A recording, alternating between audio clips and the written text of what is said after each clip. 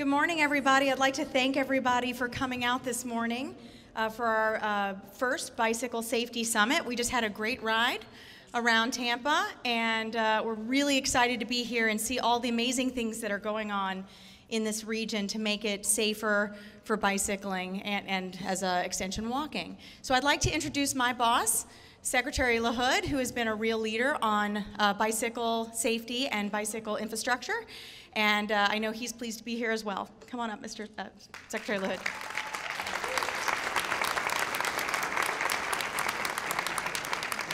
Well, thank you, Beth, and thanks for all the work you did and your team. All of those that are with the DOT in Washington and the Florida DOT and anybody else who helped organize this. Stand up. Let's recognize all of you for the good work. Stand up, everybody who was involved in organizing this. Thank you. Thank you all. Thank you so much. Thank you.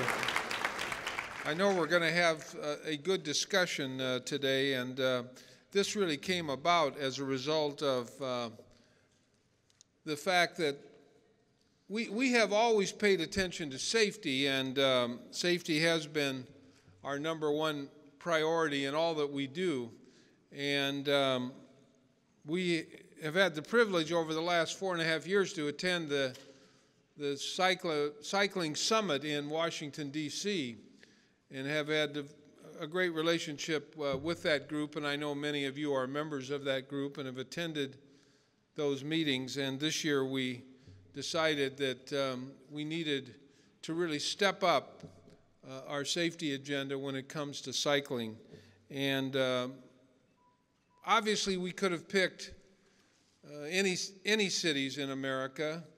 There are many great cities, and we wanted really to highlight Florida, and we could not think of a better city than Tampa because of your mayor, because of his extraordinary leadership, because of the wonderful friendship that we have developed with the mayor over the last couple of years. And so thank you, Mayor, for all your leadership.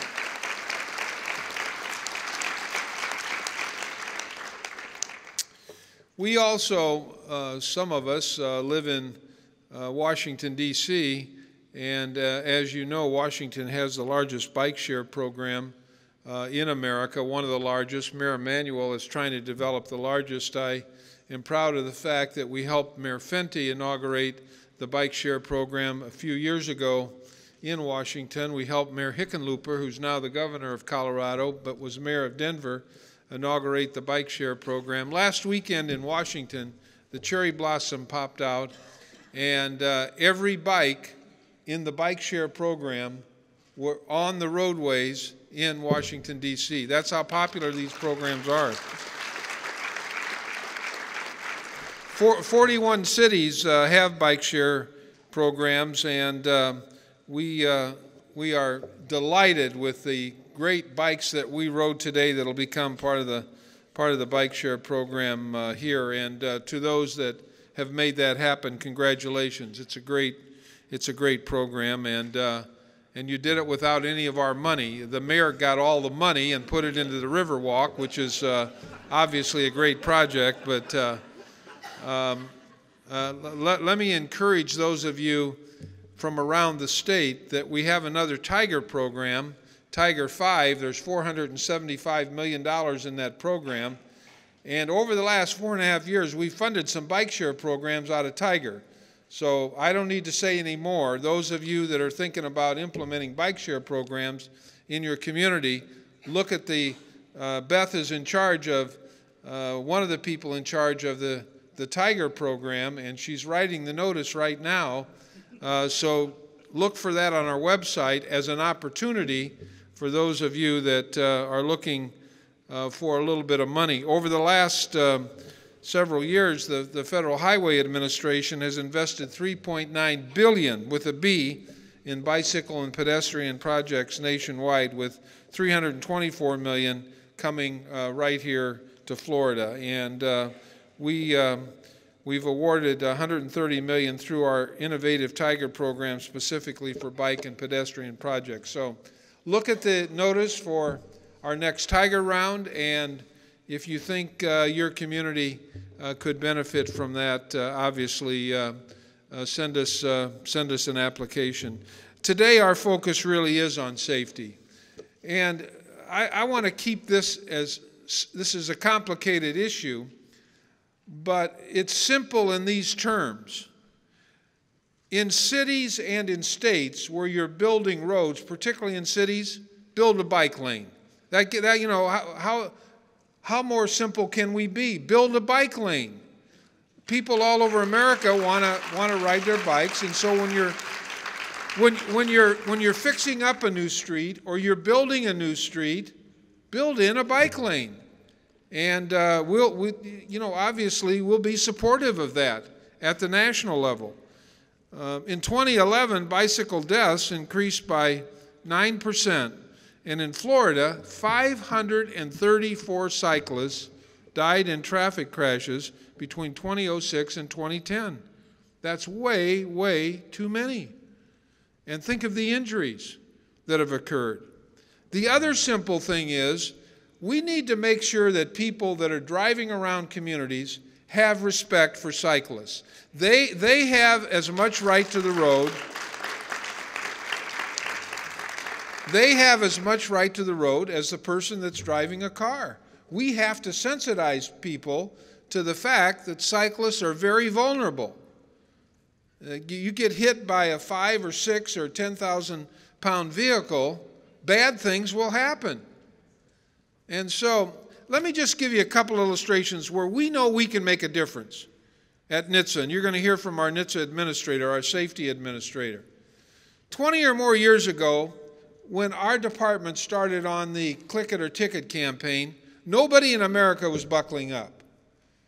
And with good public service messages, click it or ticket, good enforcement from our law enforcement people, good laws, which means that somebody gets a ticket if they're not buckled up, 86% of us now, 86%, the first thing we do when we get in a car is buckle up. We know we can make a difference. We need your help.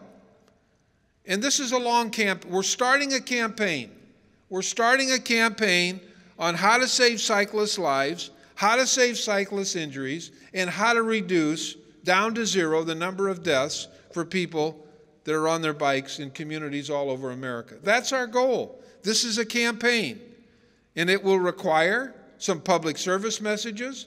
It will require the cyclist community to get behind it. It'll require elected officials like your good mayor to get behind it.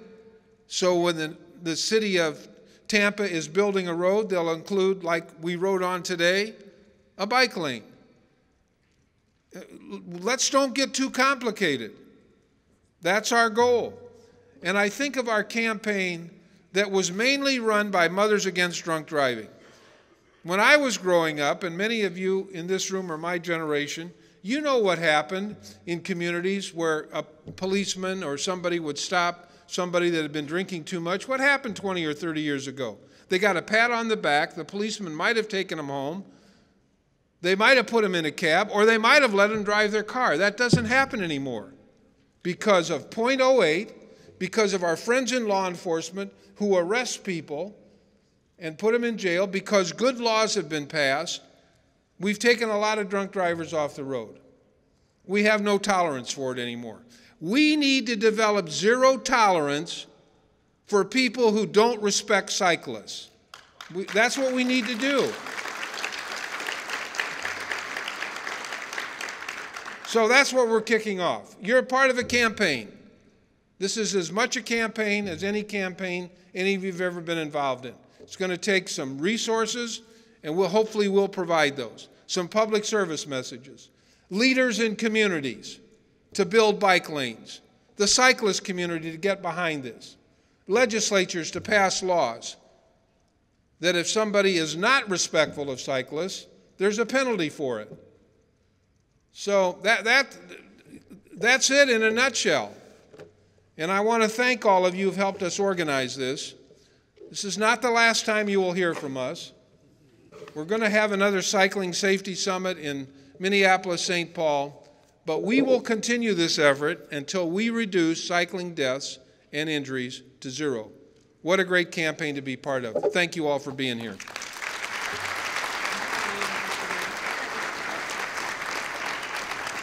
You have a great mayor here in Tampa. I've already said that, and he's been a real leader, particularly on transportation, and I know on many other things, on really bringing the community back. And we're so delighted that he took time from his schedule to go on a bike ride with us, to emphasize what he's doing here in Tampa as kind of a template for the rest of the state. So, Mayor, thank you so much for all that you're doing. Please welcome the Mayor of Tampa. Thank you.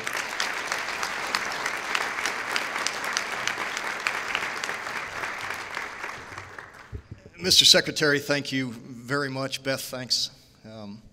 I got to tell you, when they told me that I was going to be doing this and I was going to have to take a bike ride, now you all know I'm willing to humiliate myself at any opportunity if it means good things for my city.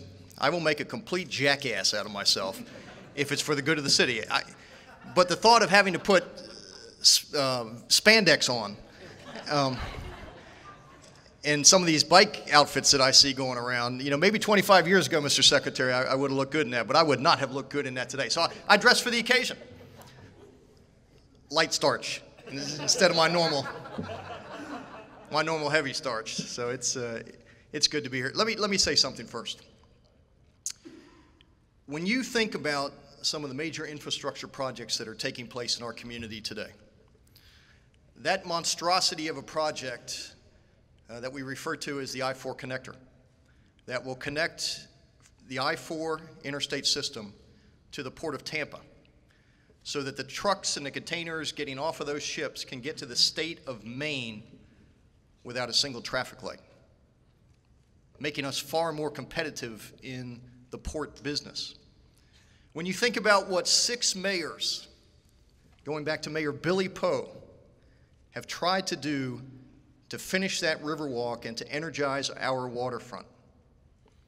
When you think about the investments in our airport, one of the people who single-handedly deserves credit for that, and I don't make any bones about it. I mean, the president has been very, very supportive of us, but this secretary, with that Tiger grant, with that I-4 connector, would not have happened without Ray LaHood.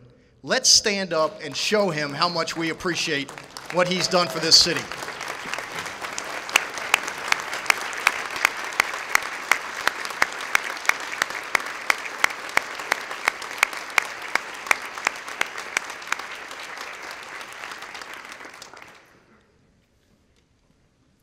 I was in his office many times. Mr. Secretary, you got to help us, man.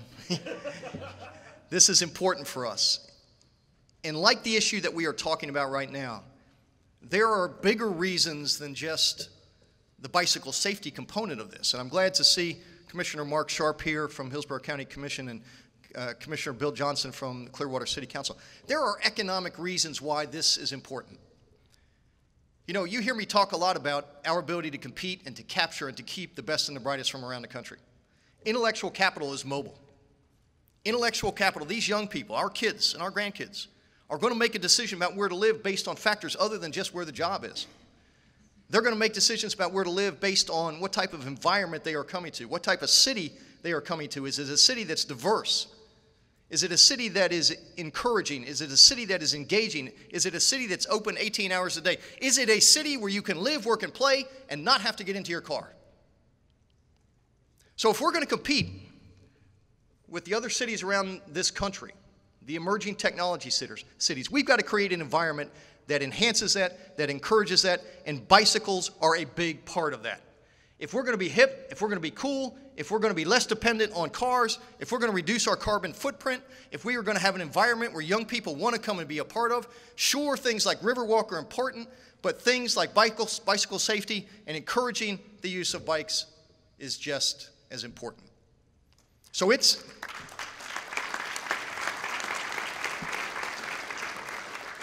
And we're all in. I don't have to wear spandex to understand that. We're all in. New roads that we're building, like the Secretary said, we are adding bike lanes. We're an old city. We weren't built for bikes. But as we go in and retrofit, as we go in and repave, as we go in and expand, as we contract we're putting sharrows down, we're putting bike lanes down, we're starting a bike sharing program. We understand we're going to get this right, and we're going to change this city in ways that you can't even imagine. So 10 years from now, when they're walking down the Ray LaHood Riverwalk,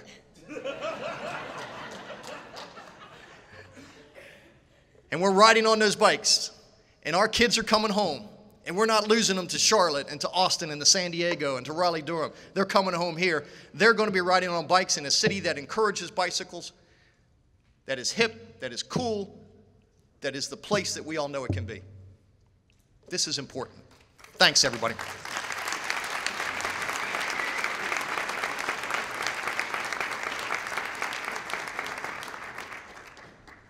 So I'm going to invite one more person up, Karen Kress, to talk about some of the activities from the bicycle advocacy side. Good morning. They needed a woman, so I'm it. And I have to say, I feel pretty gratified because back in 2007, when I helped organize the Tampa Bay Cycle Campaign with another passionate cyclist up at the Center for Urban Transportation at USF, I think I would have looked out in this crowd and known about everybody. And I sure don't know a lot of people here. So the message has really gone a long way, even since 2007, I would say.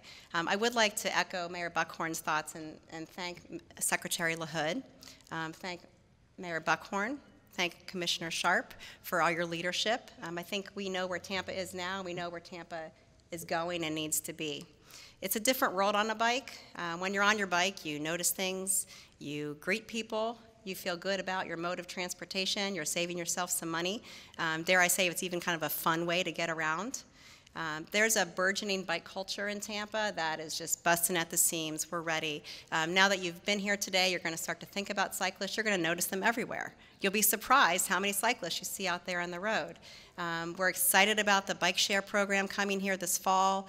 We have a lot of grassroots efforts with the Green Artery, the Tampa Bay Cycle Campaign, which I'm a part of. We're very thrilled that there's been 0 cyclist deaths in Hillsborough County so far this year. We hope things like the Hillsborough County Sheriff's Office and the Tampa Police Department have started to give out kits that have lights and vests in them. We hope that that's maybe part of the solution. Free bike safety classes that are offered, that sort of thing. It takes engineering, enforcement, all the E's that you all know about. When I cycle, I just wear normal clothes. I'm not a big fan of the spandex either. I use my bike to get around a very utilitarian mode. It's often quicker for me. It's certainly cheaper for me. And I feel safe out there. I bike around downtown Tampa often, but I'm also educated. I know what to do. I know how to make myself visible, ride in a predictable manner, treat myself like a car. Those are the kinds of things, those very simple messages we need to get out there to the public. I keep a name of all the cyclists who have been killed on a piece of paper at my desk. It helps me to remember and stay on focus on the things that, why am I working on this? Why am I volunteering my time to go out and teach bike safety classes and that sort of thing? So whatever it takes for you to keep motivated, that's just one little trick that I learned. And I would like to close with the fact that I've heard this over and over. Portland, Oregon, which is a platinum bicycle-friendly community, built their whole 300 miles of their bike network for the cost of 1 lane of urban highway. So we can do that in Tampa Bay. I think we're ready, and hopefully with our partners at the state and federal government, they can help us make that happen. Thanks for being here today.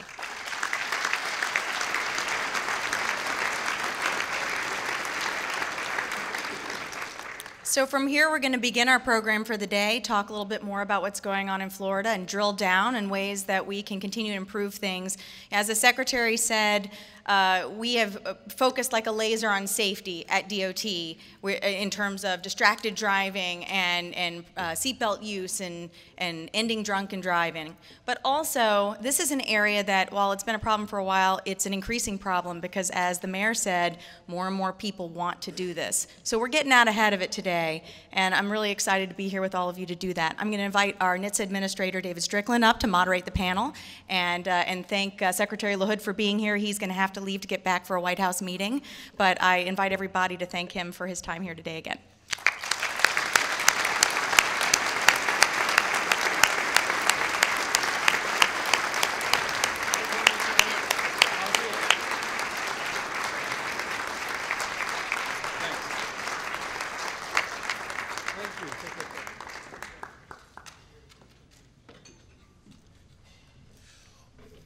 Well, good morning, everyone.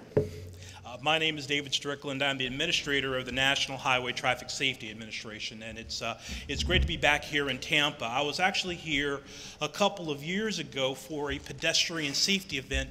Tampa, St. Pete was part of our pedestrian-focused safety city program, which was our opportunity to sort of highlight sort of the best ideas and practices in pedestrian bicyclist safety. So it really is a great opportunity to be back here with so many great leaders in bicycling and pedestrianism. I think the mayor and the secretary really underscored why it's so important. It really is a notion of livability of our communities collectively here in the United States, but specifically, we have seen that bicycling and bicyclists are an economic driver. When people ride their bicycles through communities, they enliven those communities, they stop, they purchase, and frankly, they support, an economic stream, which frankly is not seen by places that you just drive by storefronts and things of that nature every single day. Now, the thing that what we're here to talk about is how we can encourage more people to do it, how people feel like it is a safe activity as well as a fun activity, that we are pulling more people to do this. While specifically here in America, we have been very successful in getting one general national trend down. We've reduced highway traffic fatalities by 25% since 2006. And that's something to celebrate and to hold. But unfortunately, there's some aspects of that means that there's 33,000 people that lost their lives in 2011, and that's in the grand scheme of things. More specifically, in talking about bicycle safety and pedestrian safety, the trends are not in the right direction nationally. They're going up. They're going up. And while they're a small subset of this overall number, the fact of the matter being is that losing anyone to a traffic fatality is frankly an avoidable fatality. Absolutely 100% avoidable if we do the right things here.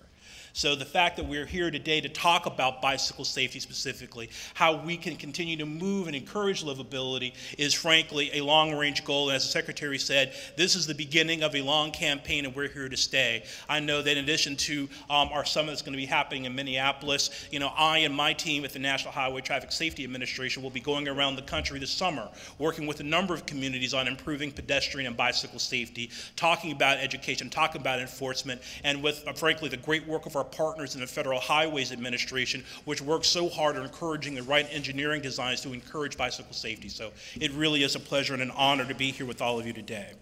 Well, this panel is a fantastically and greatly esteemed panel to talk about these particular issues.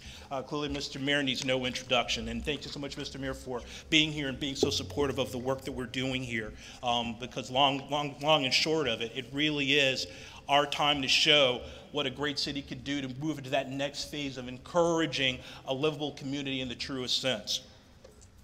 Next to Mr. Mayor is Bill Hadaway, who was the District Secretary for District 1 of the Florida Department of Transportation, and that makes up the 12 counties that make up Southwest Florida. In addition to being clearly one of the great transportation leaders here in Florida, Mr. Hadaway, actually, my understanding is you bicycle 90 miles a week approximately? About over 3,000 miles a year. Over 3,000 miles a year. So, but you have a leader here who is just simply talking the talk, but he's riding the ride, if you will. Well, thank you so much. Really do appreciate you being here, Mr. Secretary. It's great to see you here. Karen Kress, as she just mentioned, is the Director of Transportation and Planning for the Tampa Downtown Partnership, a great leader. Actually, I had the opportunity to work with Karen when I was here a few years ago for the pedestrian safety program, and she really is, I could tell, an enthusiastic and very talented leader in sort of moving the ball forward, in the area of safety for bicyclists and pedestrians alike. And at the very end of the dais, we have Captain Ruben Delgado of the Tampa Police Department. The captain has served the citizens of District 1 in a number of capacities during his 14-year career with the Tampa Police. In his new role as captain, he will continue working with the residents and businesses in District 1 South End, which includes Bayshore, Davis Islands, West Shore, and the Gainey communities. But more specifically, recognizing, once again, the need of how do we have law enforcement along with strong laws and good education to encourage that safety culture change that we all need. As the Secretary said, to make sure that all road users share the road together. I mean, this isn't a notion of it's only cars or it's only trucks or it's only buses. The road is frankly a resource, and it is frankly a pipeline for all of us to be able to use and use together. And as we transform these roadways to be able to be more bicycle friendly, it's going to be so important to encourage that safety culture. And frankly, our partners in law enforcement are very, very good partners in doing that. With that, I'd like to turn to our panelists for an additional opening remarks. I'll start with Mr. Mayor if he has anything else. You've already heard enough from me. Good morning. I'm Billy Hathaway with the Florida Department of Transportation. I was asked just to before we get into the panel, just to talk a little bit briefly about why I'm here from the Florida DOT. The Secretary obviously asked me to be here on his behalf to represent the agency. But there's some things that might be helpful for you to understand in terms of why this is important to me. But first, I want to thank Secretary LaHood for his leadership nationally. The things that he preaches at the national level are very important to me and are things that I've been very focused on for the last 10 or 12 years. But there were three key events that got me interested in this line of work. First, I was the state roadway design engineer for Florida DOT back in the 90s, and one of the things that was a total frustration to me was the fact that thousands of people die on our roadways every year, and it seemed as though very few people really cared about the problem in a way that we were doing anything really meaningful. The media, government agencies as a whole, it was just very, very frustrating. I was fortunate that in '96, I went out west with Dan Burden, and we toured 10 states and all the West Coast where they were doing the best things, starting in Portland, Oregon, going all the way down to Long Beach and back, and we spent very long days understanding how the built environment and how streets could be designed differently, which is, as I've explained to many people, I call my conversion experience. And after that, I was never the same. As I worked in the private sector over the last 10 years, I worked with a lot of urban designers across the country on transit-oriented development projects, on redevelopment projects to improve livability and safety for pedestrians and cyclists so that all modes could have a high-quality transportation movement across those regions. About a little over a year ago, Secretary Prasad approached me through a friend of mine and asked me if I'd be willing to come back to the Florida DOT. And as he puts it, he twisted my arm into coming back by asking me to lead a statewide initiative to improve bike and ped safety in the state of Florida.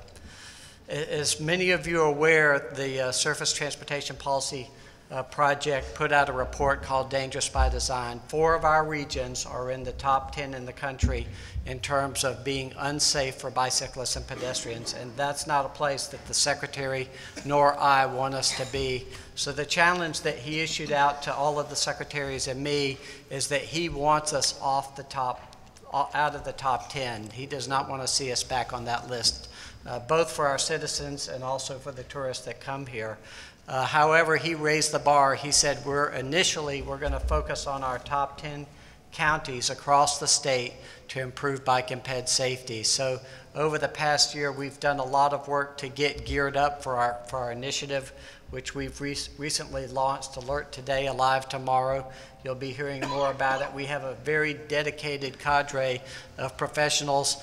We've completely redeveloped our bike ped program. There are going to be a lot of things that you'll be hearing about from the agency that we're doing to improve bike and ped safety in terms of engineering, enforcement, and education. And we'll have a little more time to talk about that through the panel. But thank you for inviting me here today.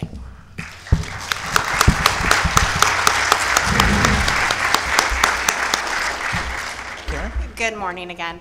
I'll just take a second to tell you a little more about the Tampa Bay Cycle Campaign. This is not an organization that has employees. It's simply an education and encouragement campaign. Maybe some of you have similar things in your communities. We get a small grant from the DOT, from our District 7 each year that affords us to offer the free bike safety classes that I mentioned. We also buy helmets and vests and lights, things to make people more safe, more visible. We have an essay contest, 200 words or less why a bike would change your life. We sponsor bike to work day rides, that sort of thing. So it's pretty simple. We have a very active Facebook page where the cycling community can kind of have discussions, and we try to send out other cycling related activities. So, we don't spend a whole lot of money each year, but I think it's a pretty effective campaign. Thank you so much, Karen. Appreciate that. Captain? Hi, good morning. I'm Captain Delgado with the Tampa Police Department, and on behalf of Chief Cash, I want to thank everybody for showing up. And with Secretary LaHood, we're greatly appreciative that he chooses Tampa to come as one of the 2 cities in the country to make bicycle safety a priority. And with the mayor, one of the first things our mayor did when he got into office is he made bicycle safety a priority. As a police department, Chief Cash, we all recognize the importance of this and important to getting the message out. One of the first things the mayor did was he did the ride to work on your bike day, and with that campaign, we have 100 police cars now with stickers on the back of the windows that explain the 3-foot rule. We understand our role as the enforcement side and the education side. Just to highlight a couple things, and I'm sure we'll get into the details of it, but on the education side, we've had digital billboard signs out educating the drivers. We've got twofold. We've educated drivers in this 3-foot rule and the rules of the road, and we got to educate the bicyclists too as far as some of the other rules. So it's kind of a twofold deal that we're working on, and like I said, digital billboard signs, our street signs that you see sometimes, like the construction signs, we'll use those in the high traffic areas or where we know bikes are going to be in the universities, the schools, or the malls, or as a police department, we're seeing more and more bikes on the road, and we understand we've got to get the message out. As far as the education side, at night when our midnight guys are working at night, and we see a lot of bikes on the road at night. In the past, what we would do is, if they didn't have a light, we would write them a ticket for no light.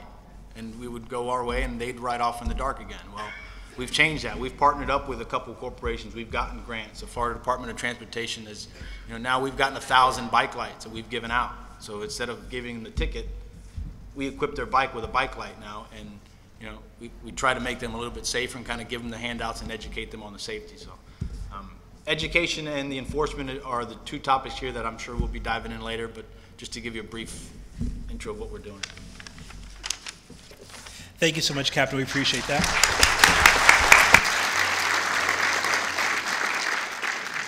Well, I have a few questions for the panel to start off with, and then we're looking to have some interaction with the audience and take questions from the audience a little later on in this part of the program. But first, I'd like to talk about sort of best practices right now for the panel. Here in Tampa, what are some of the best examples of projects or education programs here that have increased bike safety? And we start with Mr. Mayor and Karen and Captain.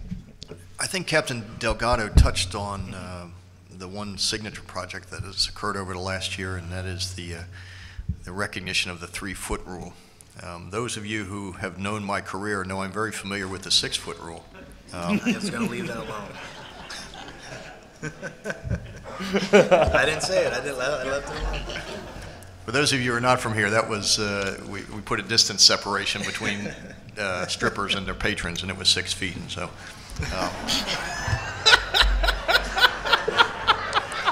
That caused me so much grief. I wish it had been 3 feet. I would have gotten a little less grief.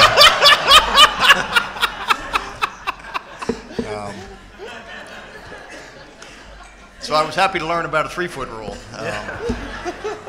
which I was not aware of before. Before I do that, let me introduce somebody who rode with us today, who's a very long and dear friend of mine, firefighter John Cannon. John, raise your hand back there. Many of you, yeah. Many of you will remember John from his days playing for the Tampa Buccaneers, 10 years as number 76, Johnny? 78. And made the commitment to come on the Tampa Fire Department after a couple years. But Johnny's been a triathlete, an avid bicyclist, and even more importantly, just recently has won again the competition where they run up the stairs of the Bank of America building, 41 floors, in full bunker gear. He did it in 7 minutes. Wow. That's awesome.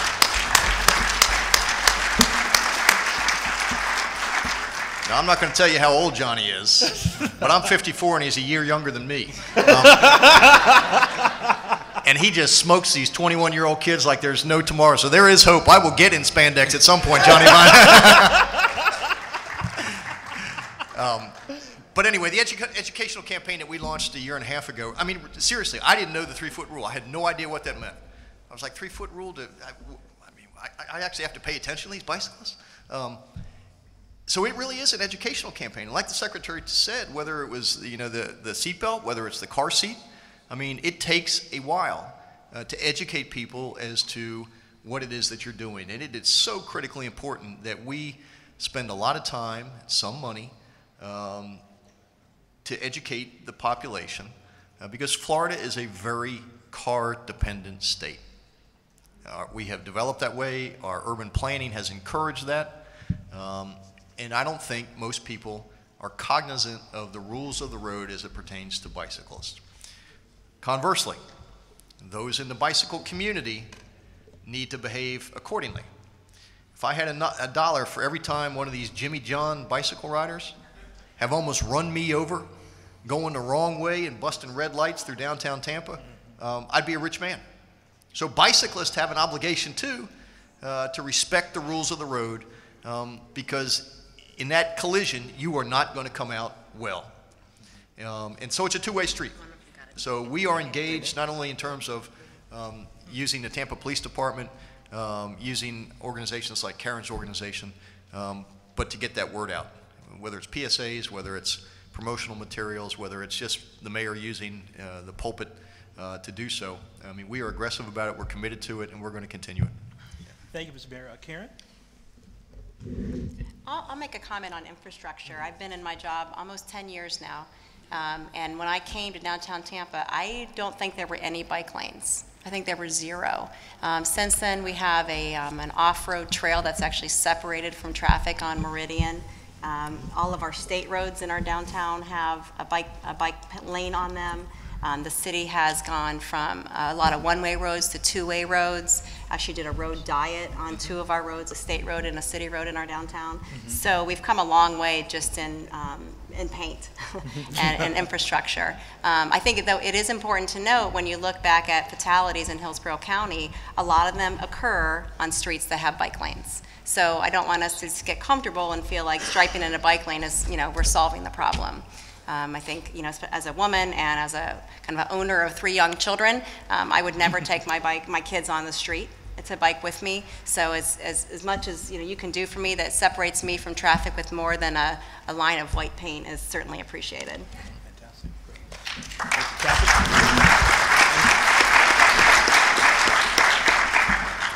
you, As far as a best practice for us, certainly what the mayor talked about in 2011, what we did when he first came in office was a big impact for us, and it was a big start for us because, like he said, most of our police officers probably didn't know that that we made, even recently, that we've made a 3-foot rule for bikes. So it's an education process for us internally as well, and I think we've made great strides in doing that.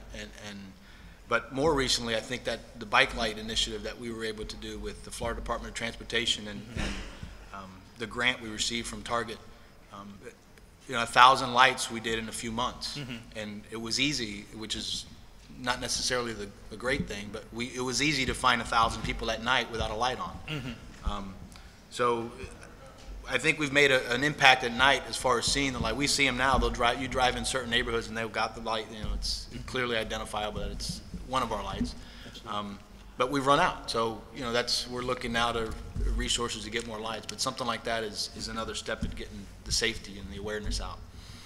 Just as a quick follow-up, Captain, in addition to sort of the proactive, positive step of providing, safety equipment to riders, things of that nature, a number of jurisdictions I've talked to across the country in doing bicycle safety and pedestrian safety is frankly that some officers aren't comfortable sort of imposing their will for bicycle safety because they feel that they have, bigger fish to fry in other areas, and there's been some cultural issues in some police departments around the country. Talk to me a little bit about clearly the Tampa police culture and how you've worked so hard with community sort of to be able to push that change and not only sort of be good enforcers, but actually to be good messengers as well.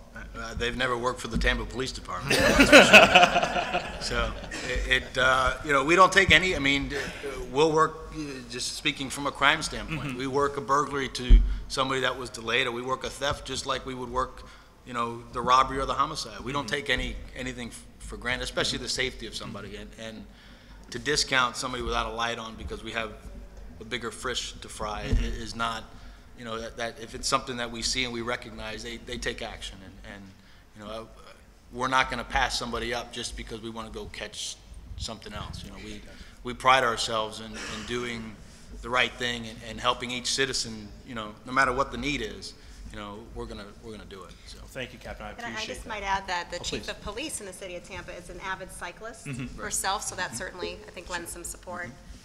That's fantastic.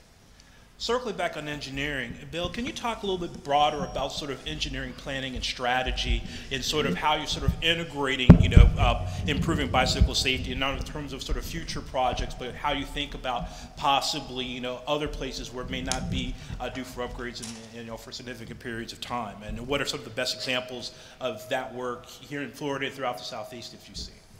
Well, have you got a half a day? One of the things, well, I'll talk about our strategy, I think, which would be helpful because obviously we're here to talk about Florida and what we can do differently. As we have looked at the things that we've done over the past years, we started putting bike lanes on state roads back in the 90s. When I was the state roadway design engineer, we increased our shoulder widths to 5 feet. They were substandard again back in the 90s. We have done a lot on the infrastructure side to try to improve safety for all users, but there are some strategies that, as for example, the 9 effective countermeasures that Federal Highway has that will be applying more than we have historically. Examples are modern roundabouts, increasing the use of median islands, looking at doing more road diets across the state where it makes sense.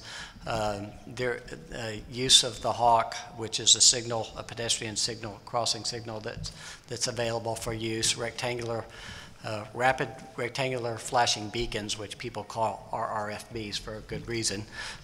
So we're looking at using all of those tools, and we believe that we'll continue to make progress to improve bike and ped safety. But as the Secretary said outside, this is really about culture change in the state of Florida. In the states and communities that I've visited over the last 10 years, they, very much like us, at one time, they had a culture that was not unlike ours, and that they did not respect cyclists and they didn't respect pedestrians. And so we've got to change the culture, and just like we've done with increasing seatbelt use, we have to increase awareness through education and enforcement, and that, in fact, is what our plan is to do. We have a champion for each of our 10 districts, each of our 10 counties, the 6 districts, geographic districts, that will be working with us, with law enforcement, with our local partners at the local government level to increase education and enforcement. And getting back to the issue of law enforcement, we also have a judge that's part of our coalition to help us, help with law enforcement, to help our judges to understand the importance of enforcing the laws as part of the education process. But we really, I mean, so much of this is behavioral, and we really have to look at changing the culture of the state. I couldn't agree with you more. It really is, you know, when you think about, you know, all of these, our greatest successes have always been long-term systemic cultural change, and I think that's a clear component in the other work that we have to do. Sort of a follow-up, I want to talk about challenges, you know, Mr. Mayor and Billy.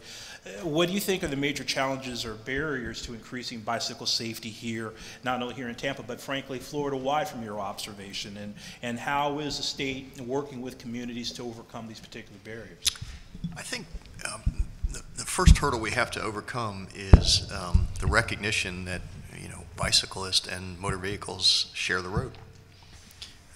Because of those development patterns, we are not a highly dense city. Unlike some of the cities up north where you get accustomed to pedestrians, you look for pedestrians, you look for bikes, our development patterns have been more suburban than urban. And as a result of that, bicycling has not been part of our tradition. It's becoming part of our tradition. And more people are using bikes to get to work. They're using bikes to recreate. And so part of the challenge is as we go through our capital improvement project, as we look at investments in infrastructure, we need to look at the bicycling infrastructure in the same way we look at the road infrastructure. And that when there are opportunities to create recreational trails, which we are trying to do, and part of the Tiger Grant for the Riverwalk includes a trail that will run underneath the Crosstown Expressway. I mean, ideally, I'd like to see a situation where you could get from New Tampa, which is in the north part of our area, Tampa Palms, Hunters Green, to downtown Tampa on a bicycle. Whether it's running along the bypass canal. I mean, you've got Flatwoods Trail up there. We've been expanding it. But if you can get bicyclists off the road and onto a trail of their own, a dedicated trail of their own, and allow them to commute to work on a bicycle, I mean, I think that would be moving light years ahead. So part of it is the changing the perception. Part of it is an awareness issue. Part of it is an educational issue. Part of it is a funding issue, candidly. And cities around the country, and particularly in Florida, don't have the resources that we used to have. I mean, I got a $20 million hole this year that I got to fix by July. And so I can't do what I would like to do. I will do what I can do. But as we grow and as we particularly make improvements in our already confined urban infrastructure, paint is relatively inexpensive. And we can use it to make bike lanes and sharrows and things like that. But it takes a commitment. It takes a commitment from the top. And fortunately for the city of Tampa, we have a very, very strong mayor form of government. Unlike a lot of other jurisdictions, there's no city manager. You know, I don't sit as a member of council, so I have the luxury of sort of setting the tone for the administration, which makes it much easier than, say, for example, what Commissioner Sharp has to deal with in his environment and Commissioner Johnson has to deal with in Clearwater. In a strong mayor form of government, when you have a strong chief executive, you can set a tone and a tenor and a vision for a community, and you can expect that it will be implemented because it's darn well better. And that's a good thing. So I think this is the largest media market in the state, 13th largest media market in the country. I think we can set the tone for the state of Florida if we do it right. Billy? Sure. I'd like to talk about that from two fronts. One is our own culture in the organization. And the one thing that I've seen in this agency over the years is when the leadership of our organization makes a commitment to get something done and to be successful, we will get there. So while we have some cultural resistance to change, I'm absolutely convinced that we will get there in a relatively short order in the scheme of things, which is something that's really very encouraging to me. Over the years, I've known virtually every secretary going back to 1977 when I first started with the department, and no secretary in our history has put the focus on safety that Secretary Prasad has. So from that perspective, I'm very encouraged. In terms of the barriers to progress, the one challenge that we have that's to a great degree is outside of our control is, as the mayor says, is our existing land development patterns. The positive thing to me from the downturn in the economy is we can't continue to build the sprawl at the rate we have been building it in the past. And I think that a lot of local governments, the one thing that I'm hoping is that a lot of the local governments that are looking to grow will start looking at their existing corridors that already have a better connected network. For example, along US 41, which runs down the west coast of my district. There are lots of opportunities to redevelop worn out areas, to make those areas more conducive to bicycling and pedestrian, to make more dense development patterns, to fix some of the network that was disconnected over time. And because you've already got existing infrastructure there, you already have existing services there, from a financial standpoint on local government side, it just makes a lot of sense to me. So I'm hopeful and have already started working with some of the local governments within my district to try to accomplish those goals. I happen to live in downtown Orlando, a great competitor to Tampa in terms of trying to achieve these goals. And our Sunrail is going to do great things to accelerate our rate of change. But I also have a very good relationship with the district secretary in District 5, and she's involved me in a lot of things going on in their district as well. Thankfully, I'm pretty invested in that region as well because I live there. And but I think that so as we work with our local partners, helping local partners to understand how critical land development patterns are to improving things for bicyclists and pedestrians. And it's not just a function of not having connected street network, it's also bringing buildings to the street instead of moving them further and further away, which discourages people from doing anything other than driving their cars. So I'm very optimistic about our future in Florida. Thank you, Bill. Thank you for that answer. Great answer. I guess last panel question before I turn it over to the audience and actually talking about the federal-state partnership. What federal actions have been most helpful for you in working with your local communities and in supporting bicycle safety, and which resources, which tools have actually been the most helpful for you? And then we can start with Karen and we can work. Well, I guess it's a federal action of money dedicated to safety that funnels to the state DOT that can then in turn funnel to a program such as Tampa Bay Cycle that's kind of more grassroots and out there on the street trying to educate people about cycling. And by the way, we want to teach drivers about how to drive around cyclists as well as the cyclists who are out there and around drivers. So it goes both ways. So I think prioritizing money for safety, certainly for infrastructure. I know that locally we need to have a match. And Pinellas County is on the path for a transportation referendum in 2014. There's some discussion about Hillsborough going back to try again. So fingers crossed, please get out and campaign for those kinds of things, because certainly some of that funding will be dedicated to bike ped issues. Great. Mr. Mayor? The challenge, as I see it, because the cities are at the bottom of the food chain. We're the ones who actually have to do the job, but we're at the bottom of the food chain. And to be able to, and I saw this during the Tiger process, unfortunately Secretary LaHood had the wisdom to see beyond just looking at Tiger Grant as a way to build roads. Let me tell you something, certainly in Florida, and Mr. Secretary, you know this, we're not going to build our way out of our congestion problem. I mean, we are not going to build our way out of our congestion problem. We need multimodal options.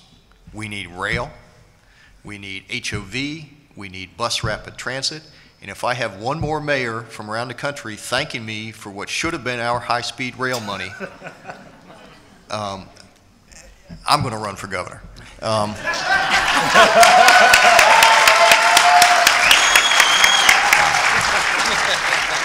Please don't start that rumor, all right?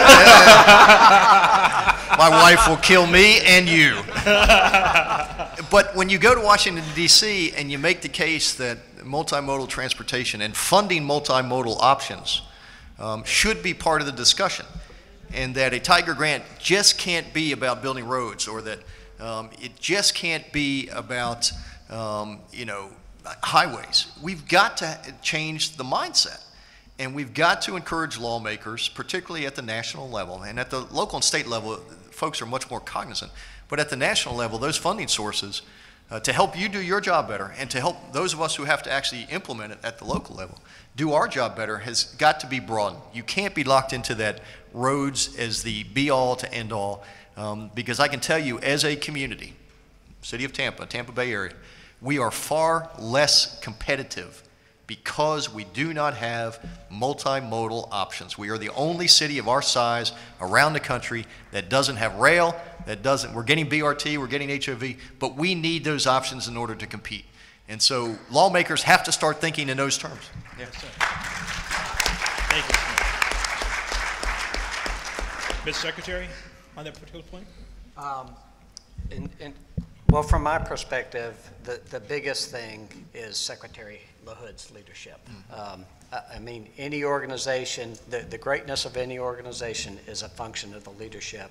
And having someone like him in place, providing the leadership that he has provided over the years, and looking at changing the way his organization works in terms of the states, to me is the biggest thing that I've seen over the years. Well, no. Well, And Mr. I'm very Secretary, well, grateful. thank you. No, well, I have to say, you know, all of the folks that are here from Washington, part of DOT, and Beth Osborne and I couldn't agree with you more. He has been a fantastic leader, and being somebody who's, you know, my agency is singularly focused on one thing, and that's safety. To have somebody who lives and breathes the way he does, it really does make all of our jobs much easier in how we sort of move that particular issue much further forward than we have. So thank you so much for the kind words. Yeah, no, Captain?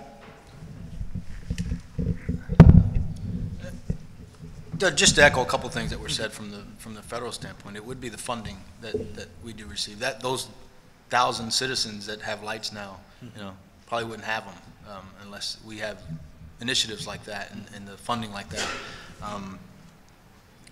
Like the mayor said, we have, you know, every year he has to battle. Like this year, I didn't realize it was that big, boss, but we have challenges, and we have situations where, you know, he's got to make some tough choices. So getting the support with so we can continue on this initiative is key to us as far as the enforcement side and the education side.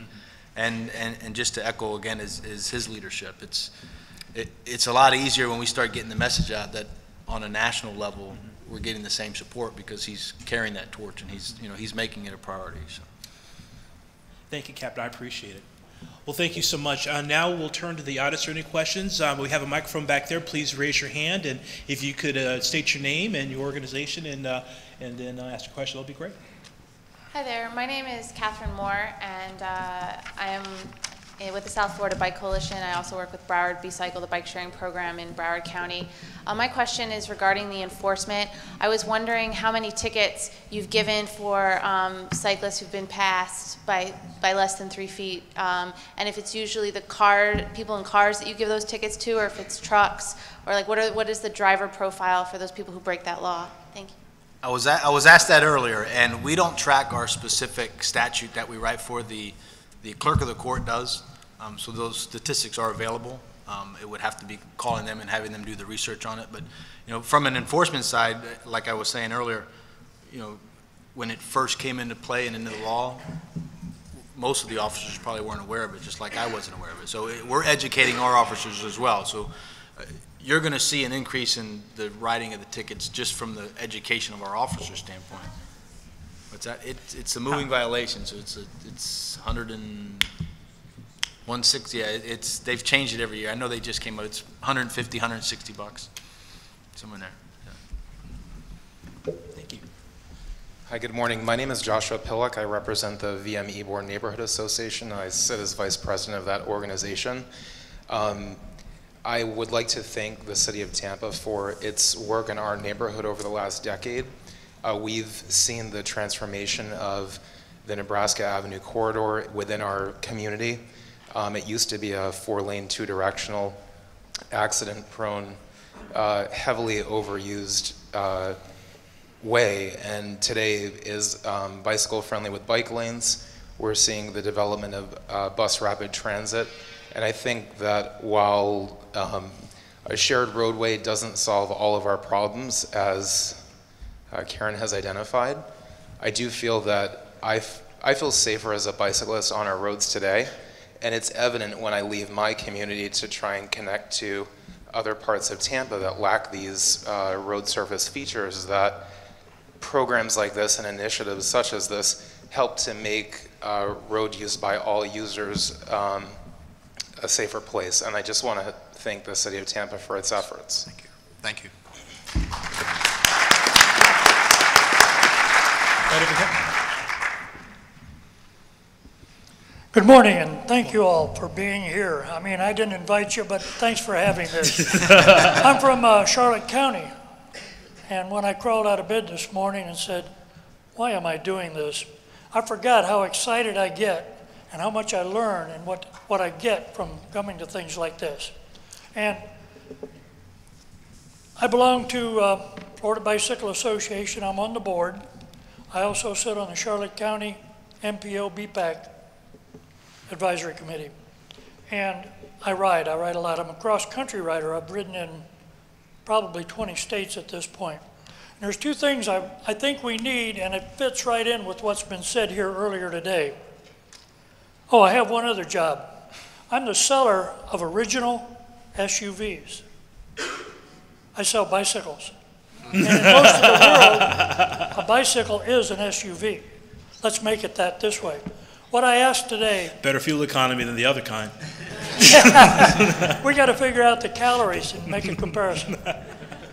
The two things I see from my district and for the state that we need in talking about getting the public aware of this is we need a vulnerable user law, much like the League of American Bicyclists has published here recently. And more close, I think we need a change in the regulation that our State Department of Transportation has for share the road signs. Like I said, I've ridden in nearly 20 states, and when I ride in an area where there are share the road signs along the roadways, the drivers treat us differently. It's an educational thing. Vulnerable user law and change our regulations for share the road signs. Thank you. Thank you very much.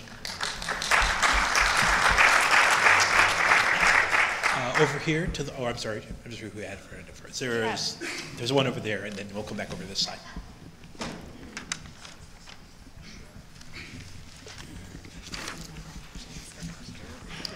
Thank you. My name is Mike Lachey. I'm with Florida Walks and Bikes, and we were responsible for the law changed last year that allowed cyclists to install lights instead of having to pay a fine if they get arrested for riding at night without lights. What I'd like to address today is two changes I think that need to be made in Florida. And I think they're deep and they're somewhat profound, but I think we need profound changes because Florida has led the nation for too long, since the 70s, in bicycle and pedestrian fatalities in the nation. First one is what I would call the tyranny of the 85th percentile rule. I had a conversation with Billy Hadaway's predecessor before, a man named Stanley Cann, and he explained that often when you do road design, the road designs are determined by the 85th percentile of driver speeds. And I've heard public officials complain about this because they say, okay, so we're designing by some of the fastest drivers. And what this means is that we have wider lanes and we have higher speed limits. This in turn leads to bicycle and pedestrian injuries and fatalities. Now, so what we're doing is we're designing roads by the speeds of the fastest drivers instead of the speeds we want. And there was a document by the IT, the Institute of Transportation Engineers, and Congress of New Urbanism. They said this is you know, they didn't say it's insanity, but they argued against it. They said we should be designing roads by the environment we want, not by the speeds that drivers are exhibiting. So I think if we change that, that'd be a big change, and I think that'd probably be a legislative change. The second, and now how this plays out on another level is you see this in FDOT now. In FDOT, I heard a talk by Jeff Speck. And he's one of the gurus of walkability. He wrote a book called Walkable Cities. And he says he blames FDOT for hundreds of deaths in the state of Florida because they refuse to use 10-foot lanes. They often will they'll put 12-foot lanes and 12-foot lanes in city cores. And 12-foot lanes are good if you happen to be driving 70 miles an hour. But 10-foot lanes, what they do is they tend to reduce driver speeds, and they make a much better environment for pedestrians to cross the road, for one thing, and they make for much calmer traffic, and then they allow sometimes you to put bicycle lanes where you wouldn't have them in constrained width. Unfortunately, I believe it was June 8th, 2009, FDOT took the step of not allowing 10-foot lanes unless the design speed determined by the 85th percentile was 35 miles per hour or less. So I guess I'm just like here to make a plea that if we want to make a change, let's work with FDOT and get them to be more friendly to narrower lanes, which are better for pedestrians and cyclists. Thank you.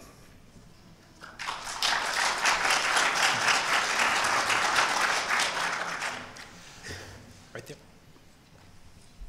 Steve Cook, I came from Fort Lauderdale, and my question is for the Department of Transportation. I don't know if you can see that, but that's a green bicycle lane. And we've asked for green bicycle lanes, and FDOT has said no. There's standards for them. The city of Fort Lauderdale is putting them in. Some of these state roads that abut these lanes in Fort Lauderdale, the state says no to. And I'm curious if maybe y'all could look into changing that. Oh, sorry. Ms. Secretary? We actually, if I remember correctly, I don't work in the State Roadway Design Office any longer, but I believe we actually have a pilot project with a green bike lane in one of not in my district, but in one of the other districts. It's one of the many tools we're looking at doing differently. So.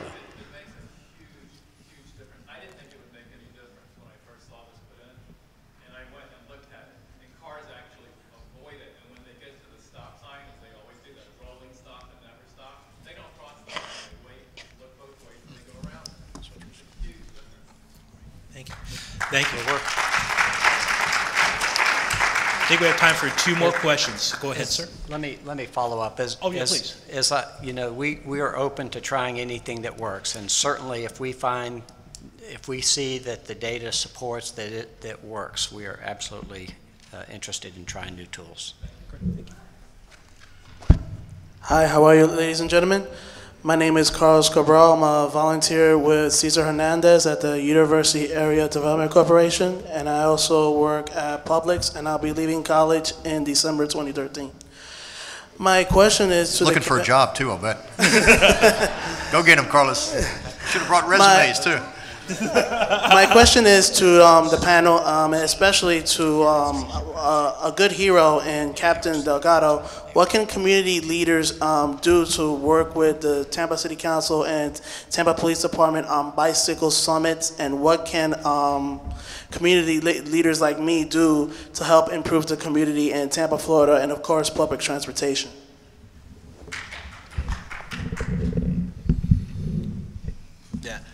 Working with the community is big. If you've ever been to a neighborhood watch meeting where Chief Cashers went to the neighborhood watch meeting, and she'll tell you, we've had great success at reducing crime, over 60% in the last 7 years. And we did that because there's 1,000 of us and there's 300,000 citizens in the city. So they reduced the crime with our help, basically. And the same thing applies to something like this initiative. We're going to get the word out faster. We can put the campaigns and the electronic signs, but going and spreading the word to all those neighborhood watch meetings and to the leaders of the community so they can get the word out, the email trees, the Facebooks and Twitter, and I'd have to get my kid to help me with the Twitter part because I'm not there yet. But I'll help you, Butch. Yeah, thanks, Chief. Jeez. But it's those things, anything we can do with the community. We partner with the community in many ways, and this initiative is just another example of that. So it is key. It's big for us, and that's how we get our messages across. That's how we've been successful for the last 8 years, and that's a big key to our success. I have an old-fashioned answer to that question. Show up to city council meetings. Let your elected officials hear from you. Let them know what's important to you. I mean, a few voices go a long way. The squeaky wheel really does get the grease, and that's a good pun for cycling, so take that with you. And along those lines, it's also important to show up at the MPO meetings, the Metropolitan Planning Organization meetings, because they're the ones that are setting priorities for the transportation network. So being at those meetings where your commissioners are voting on issues like this and where the funding goes is really important as well. Don't be afraid to ask FDOT. I mean, I have found FDOT, certainly in more recent years, to be willing to work with local jurisdictions on some of these issues. And I'll give you an example, and it goes sort of back to what you were talking about. Those of you who are not from here may not know this or care. But if you look at downtown Tampa, Florida Avenue, Tampa, Ashley, one-way streets, both of them. Both of them designed 50, 60, 70 years ago to move cars as rapidly as possible, either into downtown or out of downtown at rush hour in the evenings. Now, for those of us that want our downtown to be an 18-hour day environment and to encourage pedestrian and retail experiences, I don't want people leaving at 50 miles an hour going one way down Florida Avenue to get the hell out of downtown as fast as they can. But that's what happens, and that's what we have. Tampa Street coming in, Florida Avenue going out. So we have approached FDOT, and they are open to the suggestion of, first of all, giving the city of Tampa jurisdiction over those 2 streets. And as long as you don't affect the queuing on the interstate, they're usually pretty happy.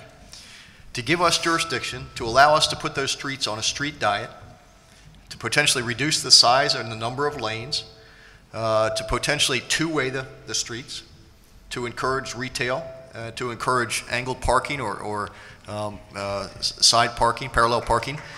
Because then what will happen is you will slow the traffic down, not measurably necessarily. It's not going to impede anybody's ability to get home quicker, because the studies will show you that it's not a function of the width of the road. There's some other factors involved in it. So if we could do that, if we could take ownership of it, if they would allow us to dictate our future, we could put those streets on a diet. We would have a much more welcoming pedestrian retail environment in our downtown core. It would be more walkable, it would be more bikeable, and I guarantee you it would look a heck of a lot better than what it does now. So don't be afraid to talk to them. They're good. They will work with you. This secretary will work with you. It's not the FDOT of years past where it was rigid. The answer was always no. Now, if I could get them to do more landscaping on FDOT projects without sticking me with the bill, I would be appreciative. So, Mr. Secretary, even though you're not our secretary, but he's out there somewhere. Where is he? Where's our secretary? Paul? We have a new secretary. Paul Steinman. Paul Steinman, he was here. Yeah, we have a brand new secretary of FDOT. Don. He may have. He left. He heard I was going to be up here. Seriously, one thing, FDOT, normally what they do, if you want enhanced landscaping, because your standards are minimalist, if you want enhanced landscaping, they will let the local jurisdictions do it, but then they turn over the maintenance to you. We would just hope that you would go to a more attractive landscaping. We're working on that. All right, last question. Yes, sir. Hi, good morning. Phil Compton with Sierra Club's Green Transportation Campaign here in Tampa Bay. I want to take Mayor Buckhorn's advice and ask DOT, and please take this back to the Secretary. The City of Tampa adopted a complete streets policy a couple of years ago, which says that all streets need to be like they used to be. Available, safe, accessible for everybody, whether you're walking, riding a bike, driving a car, catching a bus, you name it. Can the state of Florida please adopt such a street so that streets that we don't have jurisdiction over locally will have the same standards so that they will be accessible and safe for every citizen of our state? And Mayor Buckhorn, can we please also in doing that consider, if we have transportation funding in the future, having street barriers, bike barriers that separate us, like your neighbors in St. Petersburg have on First Avenue South where the Pinellas Trail goes through, so it's not just painting a stripe, but it's actually physically separating us to keep bikes safe.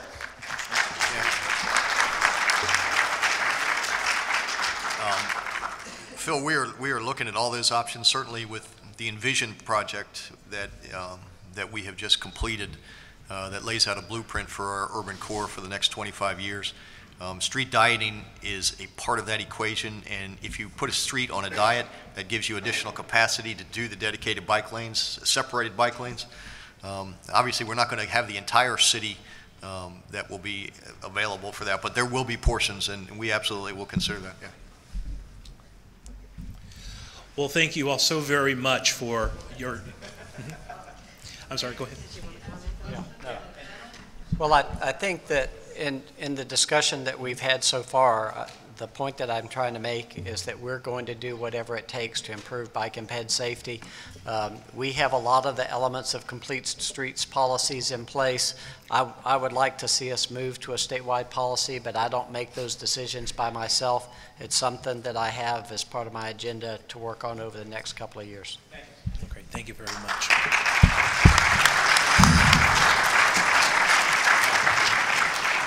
Well, this concludes our morning session. I really want to thank our esteemed panelists. Frankly, not only are they great believers in cycling, but frankly, great leaders in all aspects of the worlds that they deal with. And Mr. Mayor, Mr. Secretary, Karen, Captain, thank you so much for your time this morning.